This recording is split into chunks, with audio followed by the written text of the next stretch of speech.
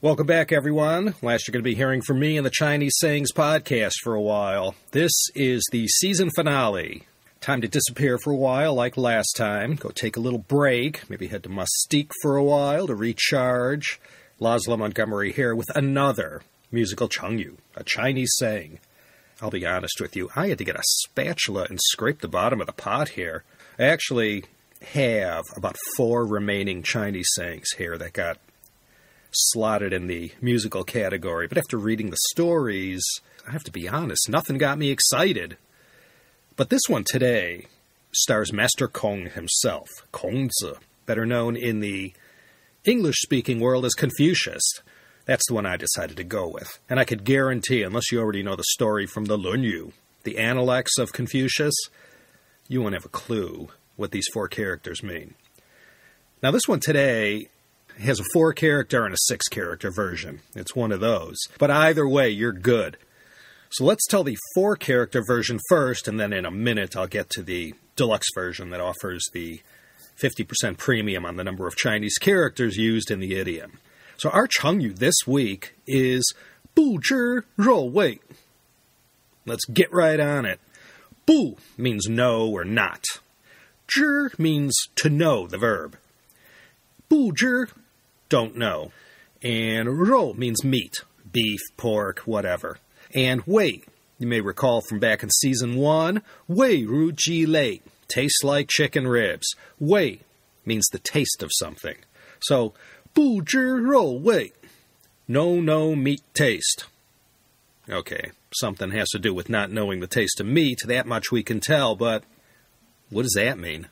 Well, I'll tell you, as I said, this story comes from the Analects, the Lunyu, one of the 4 books that were the main thing you had to memorize inside out if you had any aspirations whatsoever to serve in the imperial bureaucracy. Because Confucius is in this story, we know right away it takes place during the Chunqiu, or spring and autumn period, the first half of the second half of the Zhou dynasty. To put it another way, if you remember from a couple episodes ago, Yi Gu Zuo Qi, Confucius was from the state of Lu in Shandong. Their next-door neighbor to the north was the state of Qi. And in the year 517 BCE, Confucius decided one day to go visit Qi and do a little studying at one of the local schools there. As Confucius approached the outskirts of the Qi capital city of Linzi, he heard a musical sound coming from the forest where he was walking, and he stopped and looked around, and he saw an old man. And the old guy was performing a kind of music not too many people listen to today, but this Shao music supposedly went all the way back to the Emperor Shun, one of the mythical 5 emperors. It was performed in this epic style that combined poetry, music, and dance, and would lionize the good deeds of the mythical Emperor Shun. There are lots of references to this ancient Shao music that was played at the imperial court, but as I said, it all but died out, and all that's left is what we read about. None of the records or CDs survive. And the reason we know this is because southwest of the ancient Qi capital at Linzi, that's present-day Zibo, in Shandong, a stele was unearthed at a temple site during the Qing dynasty that claimed Confucius had visited once and listened to Shao music there. Well, as the story goes, so enthusiastic an admirer of this ancient style of music did Confucius become. When he chanced upon this performer there, he couldn't stop listening. He kept going back to this place where the old man performed for 3 solid months to take it all in. So entranced and enamored was Confucius with this man performing Shao music, it said he didn't even know the taste of meat, meaning so mesmerized was he by the music, the smell of roasting meat wafting around him went unnoticed. 不知, he didn't know. 肉味, the fragrance of the meat. And because he binged on Shao music for 3 months, we also have the deluxe version of this Chinese saying. 3月. San means 3, and 月 means month. So 3月, 3 months. 不知肉味, didn't know the taste of meat.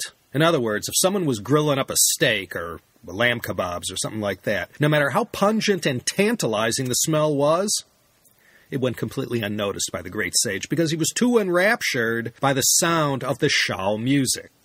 You know, not everyone could afford meat back then, so it sort of became a metaphor to describe something valuable that you don't get to enjoy regularly. Unless you were a strict vegetarian, having meat was special and not an everyday thing. So that's why it's particularly worth noting that even something like meat, Confucius didn't even notice.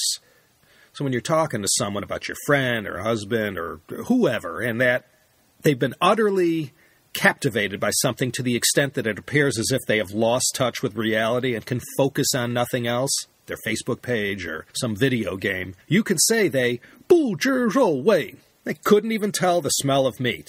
Or if you want to add the optional 2 extra characters, 3月不知肉味. For 3 months, he couldn't even notice the smell of meat. I'm not sure about the exact English equivalent, but that's what it means. So we'll just go with that. 不知肉味, our Chengyu that comes to us from the spring and autumn period more than 2,500 years ago. A phrase lifted from the Analects of Confucius. That's about as sacred a book as you can get as far as the philosophy of this great sage. And that is going to be that for now and for this season. Unless something terrible happens, I'll be back at a time of my choosing to kick off Season 3. Not sure what the theme will be, but I'll make sure to find 10 halfway decent Chengyu to fill it up. Until that time, this is your host, Laszlo Montgomery, inviting you to go check out the other 2 fine shows here at Teacup Media, the China History Podcast and the China Vintage Hour, and more coming later, probably. Take care, everyone, and I'll see you in a few weeks or so for another season of the Chinese Sayings Podcast.